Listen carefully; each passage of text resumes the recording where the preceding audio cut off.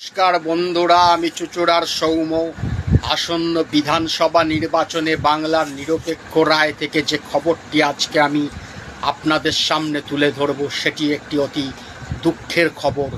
খবরটি হলো, আমাদের রাজ্যে গতকাল রাতে মাননীয় শুভেন্দু অধিকারী মহাশয়ের আত্মসহায়ক শ্রী চন্দ্রনাথ রথ মহাশয়কে গুলিবিদ্ধ করে মেরে ফেলল একদল দুষ্কৃতী, যেটি একটি অতি ধিক্কারজনক ঘটনা।